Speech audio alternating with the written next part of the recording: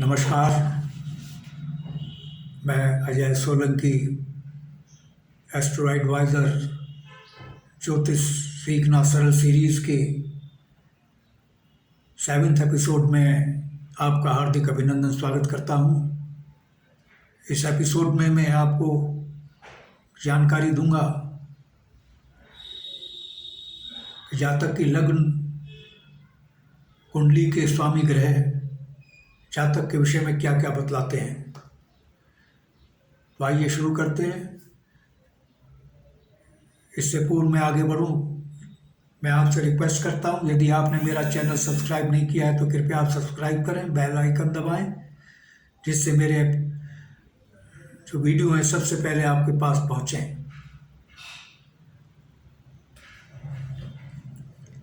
यदि जातक की लग्न कुंडली के स्वामी ग्रह सूर्य देव हैं तो ऐसे जातक का शरीर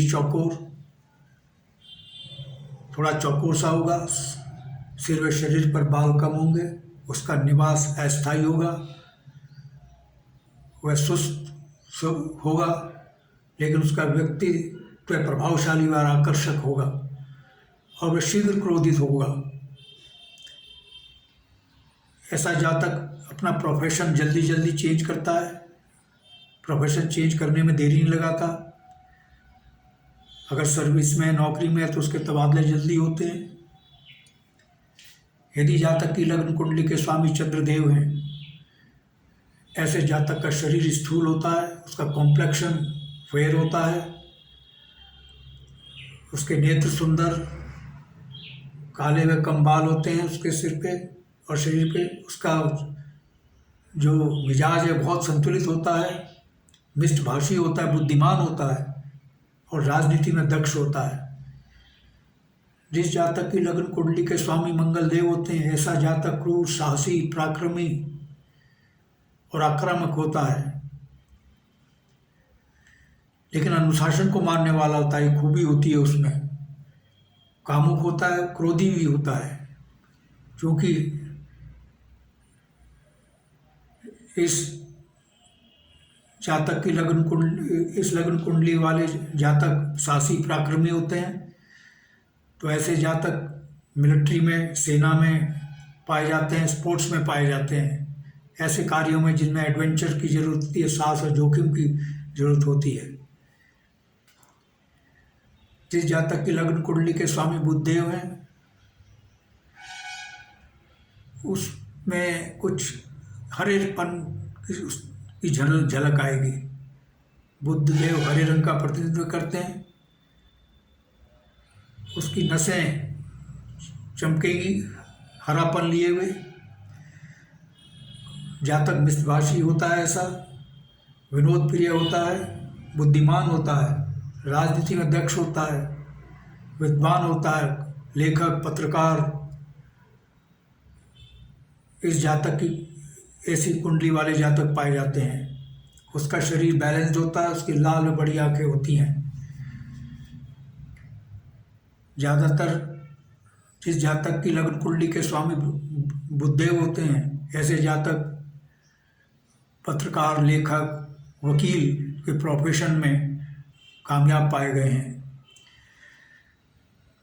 जिस जातक की लग्न कुंडली के स्वामी बृहस्पति देव हैं या जातिका की लग्न कुंडली के स्वामी बृहस्पति देव हैं, ऐसे जातक जातिका का कॉम्प्लेक्शन सुनहरा होता है, आँखों में बाल भूरे, लंबा कद और शरीर स्थूल, बुद्धिमान होता है। ऐसा जातक ओजस्वी वक्ता, प्रखर वक्ता होता है, जो कि बृहस्पति देव धन और ज्ञान देने वाले हैं। ऐसा जातक धनी और ज्ञानी होता है, तो दूसरों को भी ज्ञान देता है और दूसरों को धन दान देने में कोई कमी नहीं रखता है। ऐसे जातक राजनीति में दक्ष पाए गए हैं।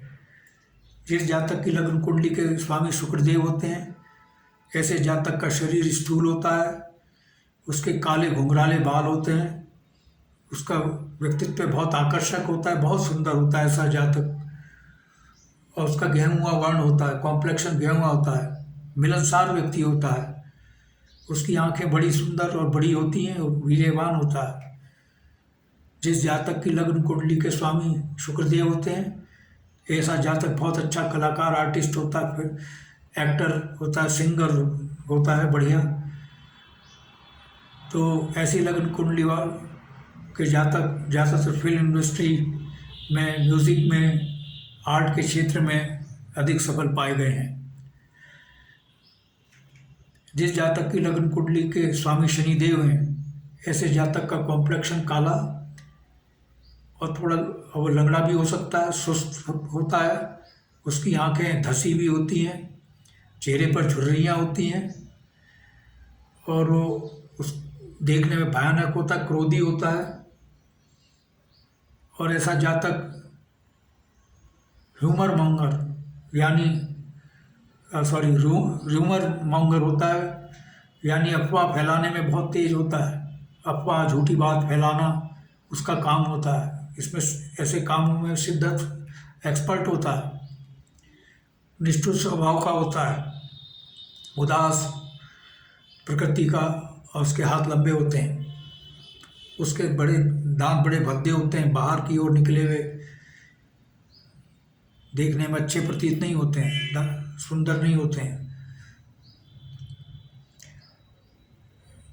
मैंने आपको सातों ग्रह सूर्य, चंद्र, मंगल, बुध, बृहस्पति, शुक्र, शनि, इन ग्रहों के विषय में जानकारी दी कि ये क्या जातक जातिका के विषय में बतलाते हैं। राहु केतु के विषय में इसलिए जानकारी नहीं दी, राहु केतु के विषय में इसलिए जानकारी नहीं दी क्योंकि इस संदर्भ में उनके विषय में जानकारी देना उचित नहीं, क्योंकि राहु केतु छाया ग्रह हैं। वे इन सातों ग्रह के प्रतिनिधि होते हैं।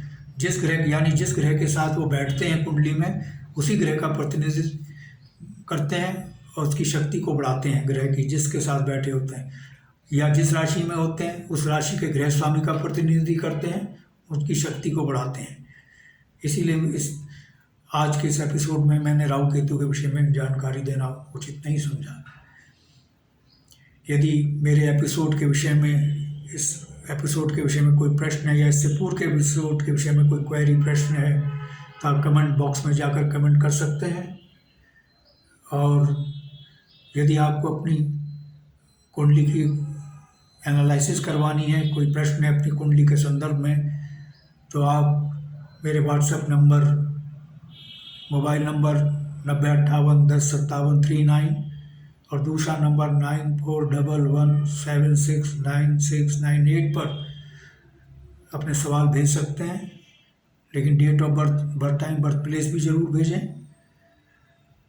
मैं आपको मित्रों बहुत धीरे धीरे, बहुत सरल तरीके से, step by step, stage by stage ज्योतिष विज्ञान के आरंभिक ज्ञान से लेकर आखिरी छोर तक ले जाऊंगा, जिससे आप एक सफल एस्ट्रो एडवाइज़र बने, अपनी कुंडली का विश्लेषण कर सकें और समाज की भी सेवा कर सकें।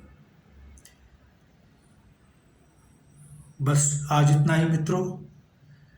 अगले एपिसोड में मैं लग्न कुंडली के विषय में जानकारी दूंगा। लग्न कुंडली कैसे बनाई जाती है, उसके 12 भाव क्या दर्शाते हैं, उनसे क्या जानकारी आपको मिलती है।